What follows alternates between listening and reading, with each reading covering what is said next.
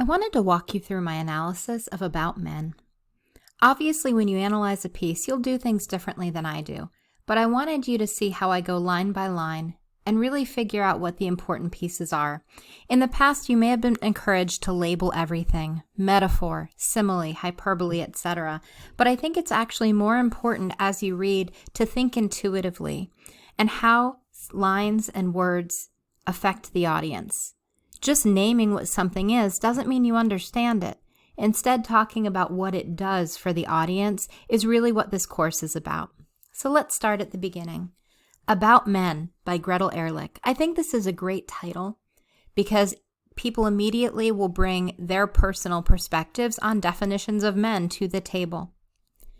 She starts by telling a personal anecdote. When I'm in New York but feeling lonely for Wyoming, I look for the Marlboro ads in the subway. If you don't know what the Marlboro Man is or what a Marlboro ad is, it was an old ad for cigarettes that featured a very rugged cowboy, something very typical of what people often thought cowboys were.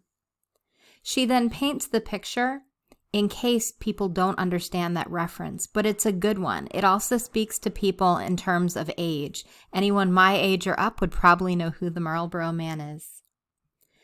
Then, though, again, she defines it. She talks about a stern, humorless man. That sets the stage, so we're all on the same page. Often when an author uses an allusion or talks about an image that they want us to know, they also define it. So in case a reader didn't get the allusion, they'd understand it. Then she shifts, and that's a really important word that I want you to think about this year. Look for when an author shifts or changes, whether it's tone or the method of example or evidence. Those are the moments that make us react, just like if you're listening to a song and suddenly you go from the regular part of the song to the chorus. Usually there's a change in melody or tempo. It wakes us up a little bit. So she contrasts what we think a cowboy might be versus what her definition of a cowboy is. She also establishes her ethos or her expertise because she talks about growing up in Wyoming, knowing these men. She repeatedly discusses her examples of spending time with actual cowboys. So we might say we think we know what a cowboy is, but our knowledge has mostly come from films and things like that, not necessarily from real examples or real evidence the way she does. Lines that have words that repeat often stand out to me. So when she says it's not the toughness, but toughing it out, it's a nice contrast using that language. In other words is a great phrase to look for. Essentially, that's when the author is defining for us what they mean. When she says, in other words, this macho cultural artifact the cowboy has become is simply a man who possesses resilience, patience, and an instinct for survival. Look for those phrases like, in other words. It's a way of the author really whittling it all down to what we need to know. She also uses some great quotes throughout. Cowboys are just like a pile of rocks. Everything happens to them. They get climbed on, kicked, rained and snowed on, scuffed up by the wind. Their job is just to take it. One old-timer told me. Again, she's adding to ethos, and I would argue that asserting her expertise is so key to this piece. It's important because she's trying to change our idea of what we think the cowboy is, but why should we believe her? She can say she's visited Wyoming, she's grown up with cowboys, but she's also bringing in their language. She's bringing in their quotes. Then she starts to define the cowboy. Remember in Emma Watson's He for She when she defines what feminist means right at the beginning. A definition is a powerful tool you can use in your writing. What I would say is please don't say the definition of a cowboy is, but instead incorporate it seamlessly into your writing. A cowboy is. We know she's defining it. She doesn't have to say the definition of a cowboy is. But this definition is powerful. She's asserted her expertise. Now she's letting us know what a cowboy really looks like. Again, it's that shift from preconceived notions to actual real definition. She also includes lots and lots of anecdotal information, stories about what cowboys do. Because we might think we know, but again, I know I loved this essay the first time I read it because I never thought of the image of a cowboy holding a baby calf in front of the heat to try and warm her, in front of the kitchen fire, and massaging her legs to help her. I thought that was a really beautiful image. Or when they talk about a cowboy diving underwater and cutting off hobbles to allow the horse to get loose. Just to clarify in this section, the cowboy is not cutting the horse's legs off. I always have students ask that. It's just the hobbles that are on the leg to allow the horse to be able to swim. She then always sums up what she's talking about. The physical punishment that goes with cowboying is greatly underplayed. So look for those summary statements. A good writer will not just give images and expect the reader to figure it out. A good writer will space out those sentences that are key throughout. Down in the next paragraph, if a rancher or cowboy has been thought of as a man's man, laconic, hard-drinking, inscrutable, there's almost no place in which the balancing act between male and female, manliness and femininity, can be more natural. That's another powerhouse sentence where she's trying to summarize, saying, look, we think of the cowboy as masculine. However, this is how I perceive it.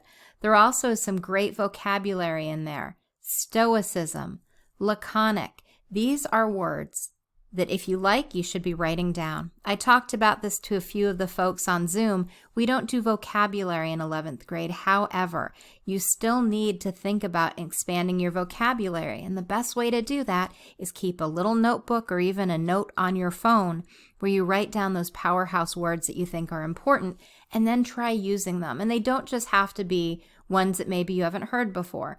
As I read through, gruff is a great one. A lot of feeling behind it. Calloused. It's those words that just add a layer of visual, add a layer of feeling. Weathered is another great one. So what I would charge you to do, and this is not a formal assignment, but keep a list of those words that you feel are impactful, that have a lot of connotation or feeling. And then when you go to write your essays, and we're going to start working on writing more this week and moving forward, try and incorporate them. Again, the best way to learn vocabulary is to read it and to practice it. Memorizing vocabulary lists may work in elementary school. It's not the way to go in high school and not in an AP course. As we move down, again, we see more quotations. Now, don't go telling me these lambs are cute. Ain't this little rat good looking? Again, adding that ethos.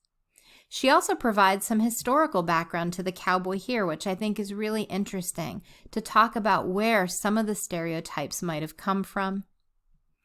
We have a great Jekyll and Hyde creatures, which is a wonderful allusion to Jekyll and Hyde if you're familiar. But again, she also defines it. Gentle with animals, rough on women, so if someone didn't understand the reference, they'd still get it from the next thing she says.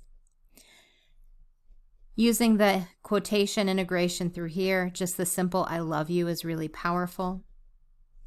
And then as she goes, she wraps up by talking about, again, what their true nature is. I feel as if I'd sprained my heart. If I was writing an analysis of this piece, that is a sentence I would absolutely use. I might even lead off my essay with it because I think it encapsulates all of the feelings she's trying to imbue the cowboy with. Finally, again, another quote at the end. No one is as fragile as a woman, but no one is as fragile as a man. And then beautiful repetition here. Because these men work, because they live, because they go. So as you can see, I named some of the literary devices, but more often than not, I was thinking about the moments that affect the reader. That's what you need to do. What is her message? We don't understand what a cowboy's true nature is. What is the purpose? She wants the reader to change our perception of the stereotypes that we hold on to with cowboy. So again, see how those two things fit together, but they're different. What is the message? That cowboys are not the rugged, tough, quiet people that we think. What is the purpose? That our stereotype of cowboys needs to be changed. And if you wanted to even extend it, why does that stereotype need to be changed? How is our perception of what we think the cowboy is harmful to cowboys and maybe even more importantly to men? This would also be an amazing essay if you wanted to synthesize it with Emma Watson's He for She. Because as you know, she talks about repeatedly these misconceptions we have about what a man should be and how feminism affects men too. I hope you enjoyed reading this essay. Again, it's one of my absolute favorites.